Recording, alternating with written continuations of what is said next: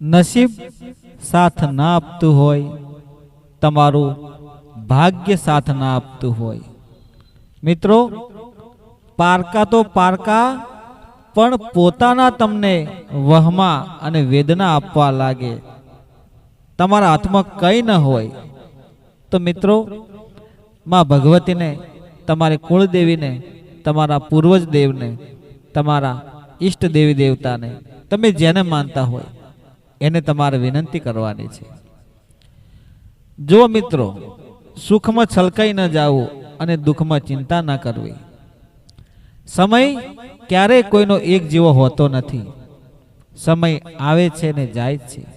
એટલા માટે નસીબ તમને સાથ ના આપે, તમારું ભાગ્ય તમને સાથ ના આપે, ઘરમાં દુઃખ હોય, ચિંતા હોય, આર્થિક પરિસ્થિતિમાં તમને તંગી પડતી હોય, મુશ્કેલીઓ પડતી હોય, વિઘ્નો આવતા હોય, એટલે માણસ એમ લાગે કે મારું નસીબ મને સાથ નથી આપતું, હું જે કરું છું એ થતું નથી, મને સફળતા નથી મળતી, ધંધામાં નુકસાન આવતું હોય, બધી રીતે તમને નિષ્ફળતા મળતી હોય, તો મિત્રો ગભરાવાની જરૂર નથી.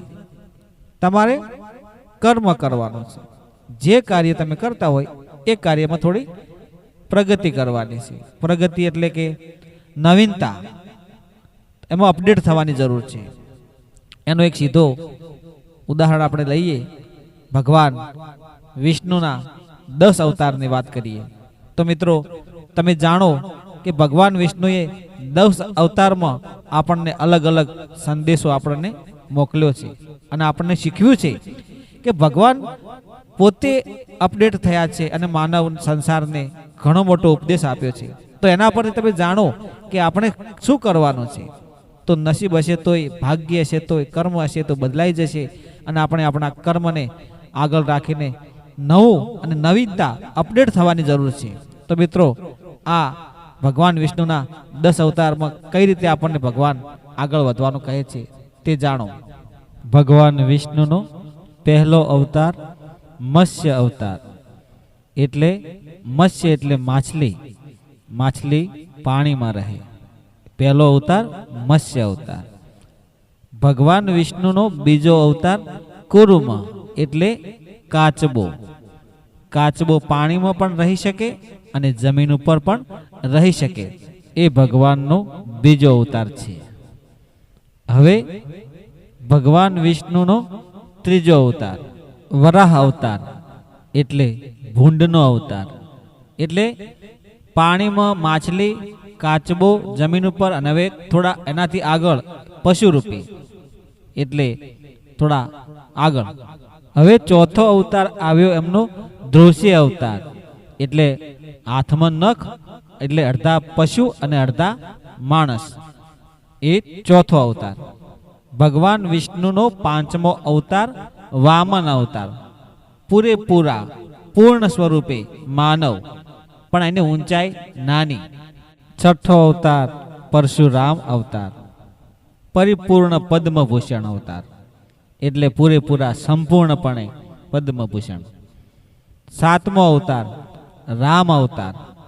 રામ અવતારમાં ભગવાન વિષ્ણુએ મર્યાદામાં કઈ રીતે રહેવું, પોતે મર્યાદામાં કઈ રીતે રહેવું, કઈ રીતે સંસારમાં જીવવું, એ મર્યાદામાં રહીને એમને સંદેશ આપ્યો.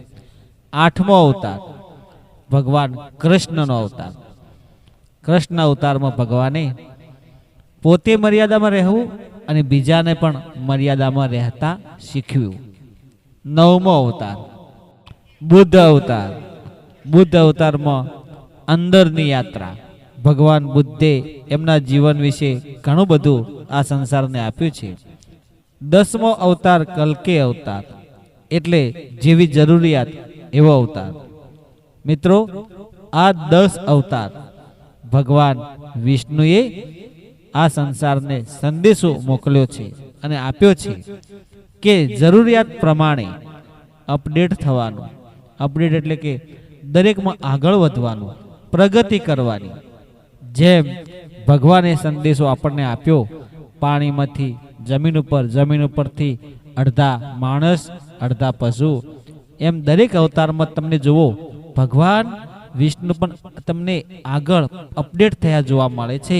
એમ આપણે પણ આપણા જીવનમાં રોજ દરરોજ નવું ને નવું નવીનતા વાળું જો તમે કાર્ય કરશો, કોઈ ને કોઈ ગમે એવું કાર્ય તમે કરશો તો 100% તમે આગળ વધી શકશો.